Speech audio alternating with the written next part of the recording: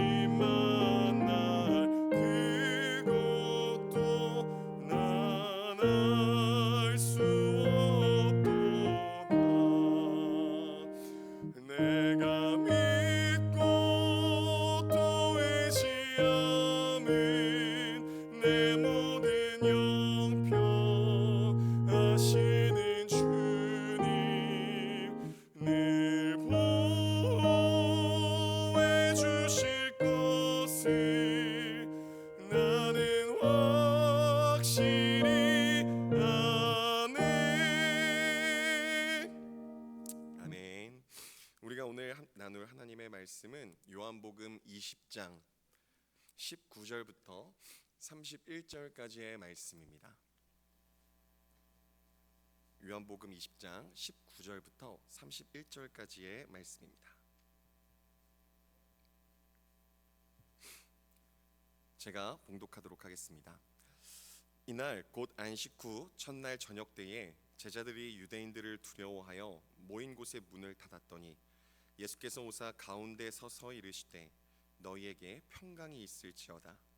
이 말씀을 하시고 손과 옆구리를 보이시니 제자들이 주를 보고 기뻐하더라. 예수께서 또 이르시되 너희에게 평강이 있을지어다. 아버지께서 나를 보내신 것 같이 나도 너희를 보내노라. 이 말씀을 하시고 그들을 향하사 숨을 내쉬며 이르시되 성령을 받으라. 너희가 누구의 죄든지 사하면 사하여질 것이요 누구의 죄든지 그대로 두면 그대로 있으리라 하시니라. 12 제자 중에 하나로서 디두모라 불리는 도마는 예수께서 오셨을 때 함께 있지 아니한지라. 다른 제자들이 그에게 이르되 우리가 주를 보았노라 하니 도마가 이르되 내가 그의 손에 못자국을 보며 내 손가락을 그 못자국에 넣으며 내 손을 그 옆구리에 넣어보지 않고는 믿지 아니하겠노라 하니라.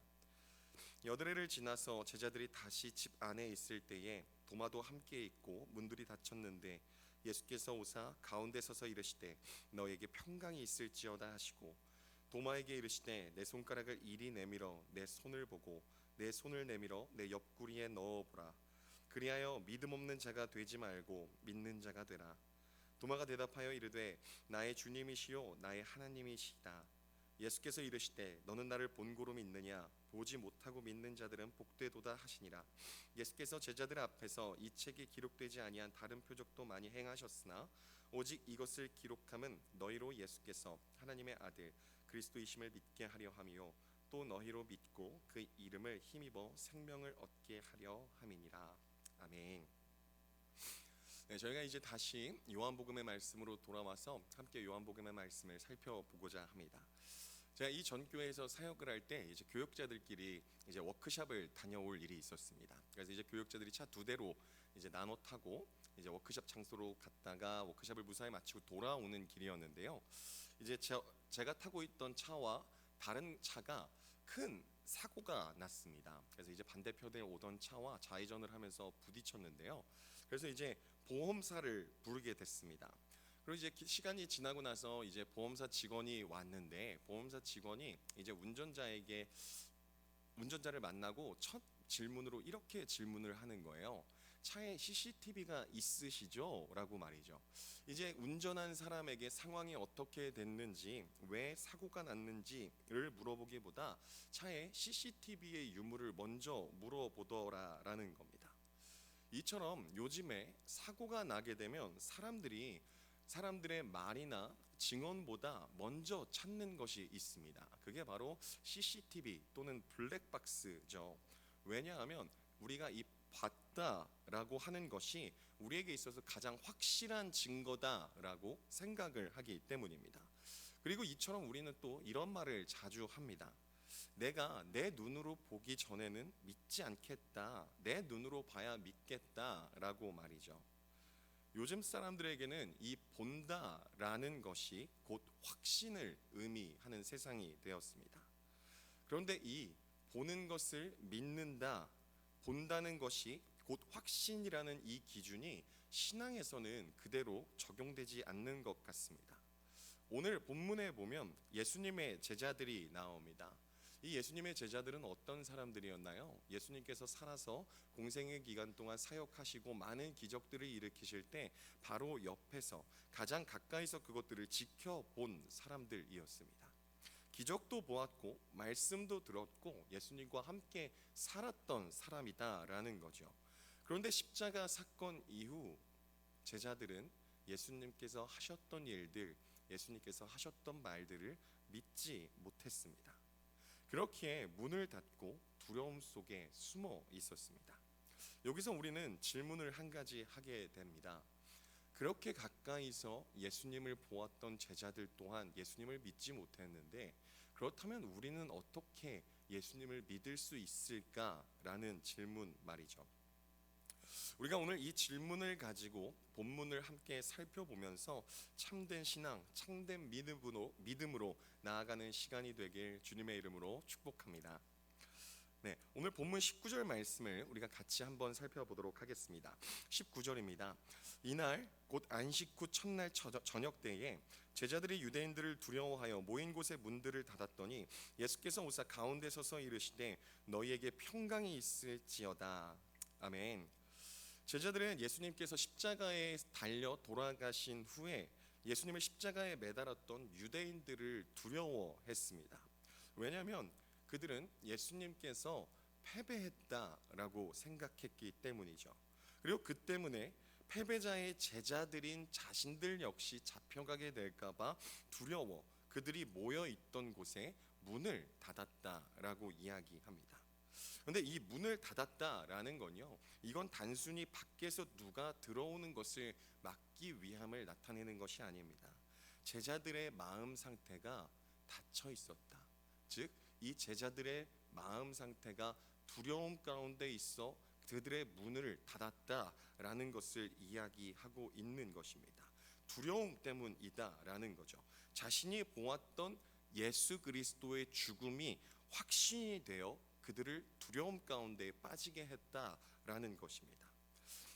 제가 조금 전에 말씀드렸던 것처럼 문을 닫고 모여있는 이곳에 있는 사람들은 예수님의 제자들이었습니다. 예수님을 모르는 사람들이 아니었다라는 거죠. 예수님과 함께 살았던 사람들입니다. 그런데도 그들은 예수님을 믿지 못했습니다. 왜 예수님의 말씀을 믿지 못했을까요? 예수님의 제자들이 예수님을 몰랐기 때문이 아니라 예수님을 다르게 이해하고 있었기 때문입니다. 그들은 승리하는 메시아를 기대했는데 예수님은 십자가에서 죽으셨습니다. 그래서 무너진 것은 믿음이 아니라 자신의 생각, 자신의 고정관념이었습니다. 그렇게 자신의 눈으로 본 확신과 자신의 생각 때문에 제자들이 두려움에 갇혀 있을 그때에 예수님께서 제자들에게 찾아오셔서 이렇게 말씀하시는 겁니다. 너희에게 평강이 있을지어다. 예수님께서는 두려움 가운데 떨고 문을 닫고 있는 제자들을 책망하지 않으셨습니다. 설명하지도 않으셨습니다. 오직 제자들에게 주님만이 주실 수 있는 평강을 주십니다. 주님이 주시는 이 평강은요, 그냥 마음이 편하라라는 말이 아닙니다.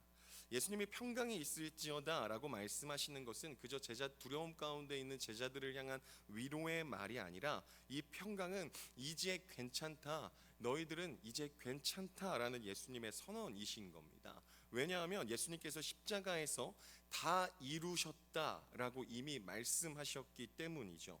죄의 값은 이미 지불되었고 하나님과 우리 사이에 헝클어졌던 관계, 흐트러졌던 관계가 이미 회복되었기 때문이다라는 겁니다.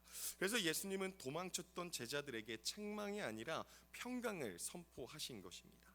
그런데 예수님은 이 평강이 그냥 말이 아니라는 것을 믿음이 연약한 제자들에게 눈으로 직접 보여주십니다. 20절 말씀입니다. 이 말씀을 하시고 손과 옆구리를 보이시니 제자들이 주를 보고 기뻐하더라. 예수님은 부활하셨습니다. 그런데 왜 상처를 가지고 부활하셨을까요? 예수님께서는 부활하실 때 온전한 육체로 부활하실 수 있음에도 불구하고 상처를 그대로 가지고 부활하셨습니다. 그 이유는 19절에 말씀하셨던 평강이 그냥 이루어지는 것이 아니라 십자가를 통해 이루어진 실제적인 것이다 라는 것을 직접 보여주기 위해서였습니다.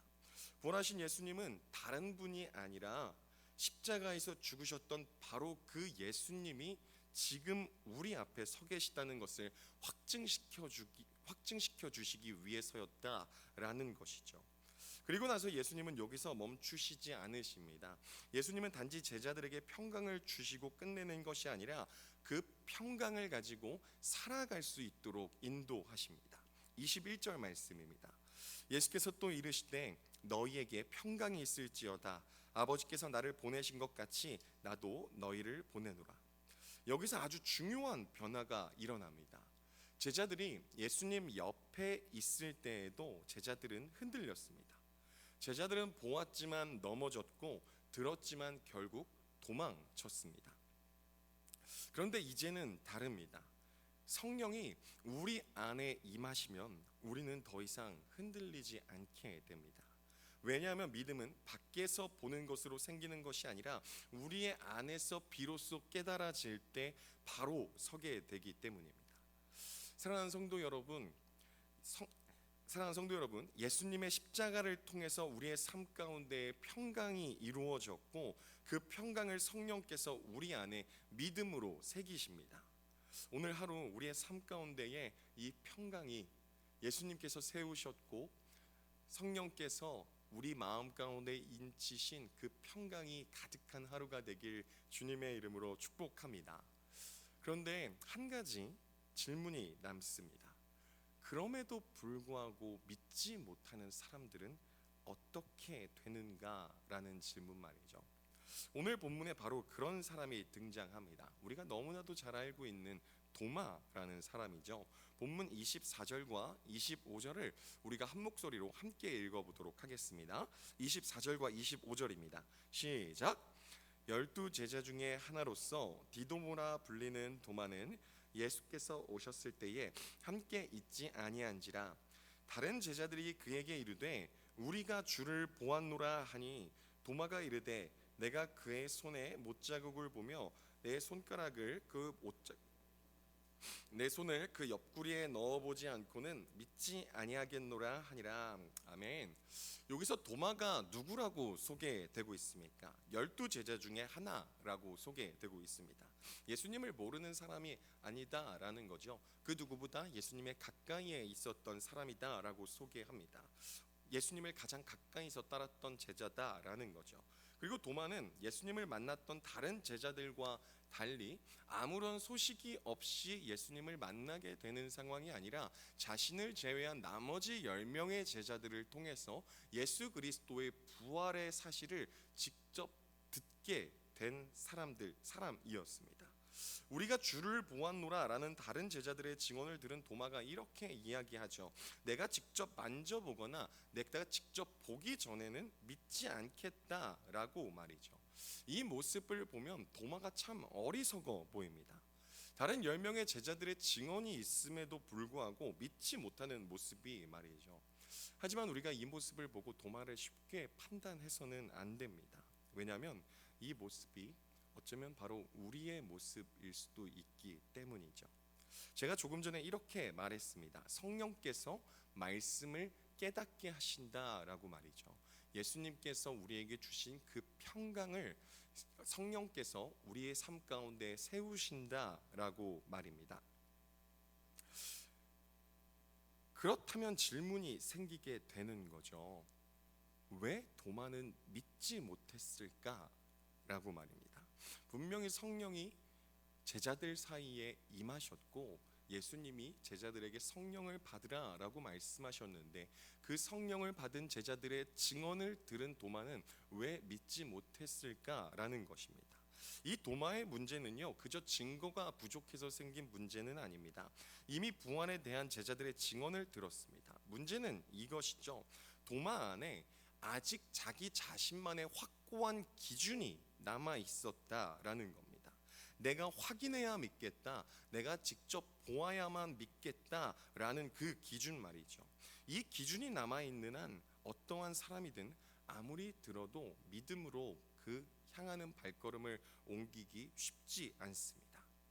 제가 이전에 사역할 때에 오랜 기간 교회에 나오지 않는 그 성도 한 분을 신방해야 되는 사건이 있었습니다. 그래서 제가 이제 그분을 찾아가서 여쭤봤죠. 교회 요즘에 최근에 나오시지 않는데 어떤 문제가 있으십니까? 라고 여쭤봤습니다. 그랬더니 그분이 저에게 이렇게 말씀하시는 거예요. 성경이 도저히 이성적으로 자신의 지식으로 믿어지지 않는다라는 겁니다. 이 성경이 그저 허구와 같이 소설과 같이 들린다라는 거죠. 근데 이분의 말씀이요, 여기서 끝나는 것이 아니라 한 가지 더 저에게 말을 했는데 그 말이 저에게 굉장히 충격으로 다가왔습니다. 이분이 저에게 이렇게 얘기했어요. 성경보다 오히려 불경이 더 지식적으로 믿어집니다라는 겁니다. 불경을 이제 성경이 믿어지지 않아서 불경을 한번 봤는데 그 불경은 자신의 지식으로 자신의 이성으로 판단이 되더라라는 겁니다. 그것이 믿어지더라라는 거죠. 이분이 지금 어떤 상황 가운데 있는 것입니까? 내가 직접 봐야만 나의 머리로 나의 경험으로 나의 상황으로 직접 그것을 이해해야만 믿겠다라고 말씀하고 있는 거죠. 사랑하는 성도 여러분, 우리가 예수 그리스도를 믿는 기준은 무엇입니까? 우리 역시 도마와 이전의 성도님과 같이 나의 이성과 경험으로 예수님을 판단하고 있지는 않은지 우리가 한번 돌아보아야만 합니다. 예수님을 온전히 믿지 못한 도마이지만 예수님께서는 그 도마를 그저 두지 않으셨습니다. 도마에게 8일 후에 다시 찾아오셨고 도마에게 이렇게 말씀하십니다. 26절과 27절 말씀입니다. 여드레를 지나서 제자들이 다시 집 안에 있을 때에 도마도 함께 있고 문들이 닫혔는데 예수께서 오사 가운데 서서 이르시되 너에게 평강이 있을지어다 하시고 도마에게 이르시되 내 손가락을 이리 내밀어 내 손을 보고 내 손을 내밀어 내 옆구리에 넣어보라. 그리하여 믿음 없는 자가 되지 말고 믿는 자가 되라. 아멘. 예수님은 도마의 조건을 외면하거나 무시하실 수 있었지만 도마의 조건을 다 들어주시면서도 결국은 도마로 하여금 자신이 세운 그 기준을 넘어서게 하시고 그 믿음의 성장을 이루어내십니다.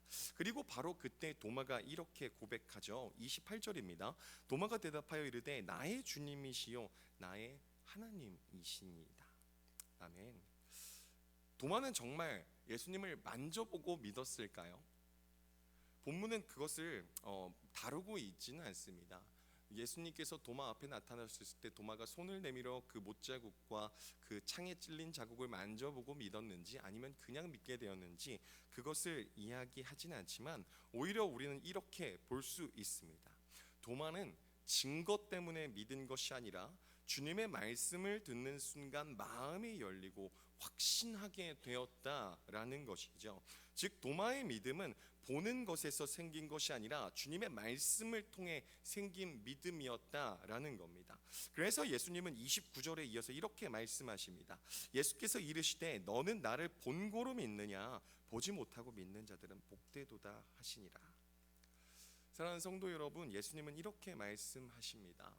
보지 못하고 믿는 자가 복되다라고 말이죠.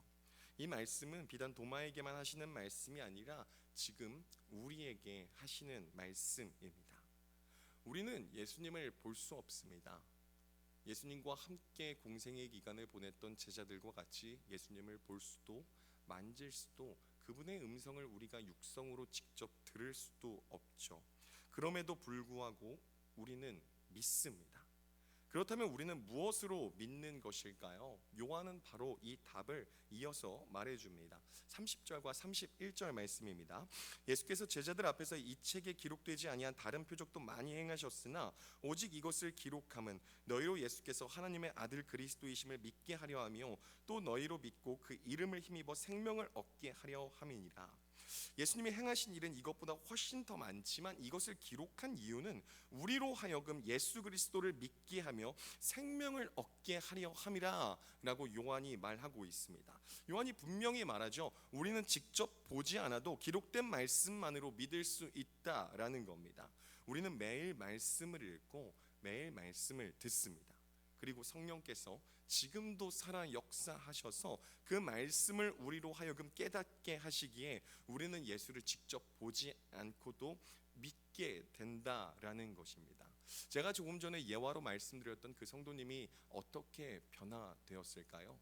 그분이 저와 함께 신앙생활을 4년 동안 하면서 제가 이제 마지막 교회로 옮기기 전에 저에게 찾아오셔서 이렇게 고백하셨습니다. 목사님, 제가 성경이 믿어집니다 라고 말이죠.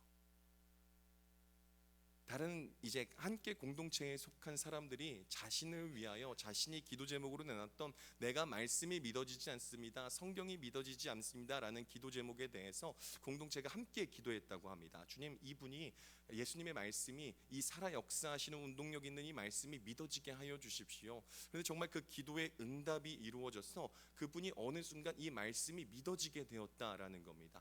그리고 저에게 이렇게 말씀하셨어요. 제가 신앙심이 생긴 것 같습니다 라고 말이죠. 사랑하는 성도 여러분, 믿음은 눈으로 확인되는 데서 시작되는 것이 아니라요, 하나님의 말씀을 듣고 성령의 인도하심으로 말미암아 우리의 마음이 열리게 될 때 시작됩니다. 우리는 예수님을 눈으로 보지 못합니다. 제자들처럼 손으로 만져볼 수도 없죠. 그럼에도 불구하고 우리는 오늘 예수 그리스도를 믿습니다 라는 믿음의 고백을 합니다. 왜냐하면 우리에게는 변하지 않는 말씀이 있고 그 말씀을 깨닫게 하시는 성령께서 우리 안에 내주하시기 때문입니다. 우리 안에 살아 역사하시는 성령으로 말미암아 오늘 우리의 믿음이 증거를 보여달라는 믿음이 아니라 말씀을 붙드는 믿음이 되길, 조건을 내세우는 믿음이 아니라 주님을 신뢰하는 믿음으로 살아가는 오늘 하루가 되길 간절히 주님의 이름으로 축복합니다. 기도하도록 하겠습니다. 지금도 살아 역사하셔서 우리의 삶을 인도하시는 주님, 우리가 오늘도 말씀 앞에 섭니다. 우리가 이 말씀을 붙들고 주님 앞에 나아가오니 성령 하나님, 우리의 마음 가운데 찾아오시사 이 말씀을 이해할 수 있는 지혜를 허락하여 주시고 성령의 조명하심으로 말미암아 이 말씀이 우리의 삶의 기준이 되게 하여 주시옵소서. 우리가 매일 묵상하고 듣는 이 말씀이 예수 그리스도를 대하듯 우리가 말씀을 두려워하며 경외하는 예배자들이 되게 하시고 우리가 말씀 앞에서 온전히 주님 앞에서 살아가는 하루가 될 수 있도록 오늘 우리 하루의 삶을 인도하여 주시옵소서. 감사드리며 이 모든 기도 예수님의 이름으로 기도했습니다. 아멘.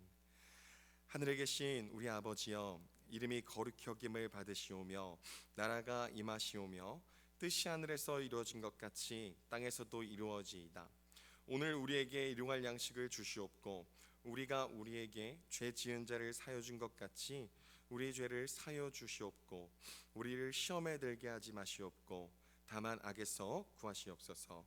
대개 나라와 권세와 영광의 아버지께 영원히 있사옵나이다. 아멘. 네, 우리가 오늘 이 말씀을 붙잡고 세 가지 기도 제목으로 함께 기도하길 원합니다. 가장 먼저 기도할 것은요, 주님, 내가 세워놓은 기준과 조건을 내려놓게 하시고 도마처럼 나의 방식이 아니라 주님을 신뢰하는 믿음을 허락하여 주시옵소서. 우리 두 번째 기도할 것은 임직 선거를 무사히 마치게 해주심에 감사하며 기도하며 나아가길 원합니다. 주님, 어제 진행된 우리 모든 임직 선거의 순서마다 그 어떤 사고도 없이 주님의 은혜로 마치게 해주심에 감사합니다. 새롭게 세워지는 우리 직분자들을 축복하여 주시고 우리 새롭게 세워질 직분자들을 통하여서 우리 성문교회가 더욱 건강해지며 주님이 기뻐하시는 교회가 되게 하여 주시옵소서. 마지막으로 세 번째 기도할 것은 우리 선교사님들을 위해 기도하길 원합니다. 어려운 환경과 조건 속에서 조건이 아닌 오직 말씀과 믿음으로 사역하시는 선교사님과 그들의 가정이 되게 하여 주시옵소서. 우리 세 가지 기도 제목 가지고 함께 기도한 후에 개인 기도 제목 가지고 기도하시고 자유롭게 돌아가시도록 하겠습니다. 기도하겠습니다. 지금도 살아 역사하시는 성령 하나님, 우리가 그 성령님의 인도하심을 신뢰하며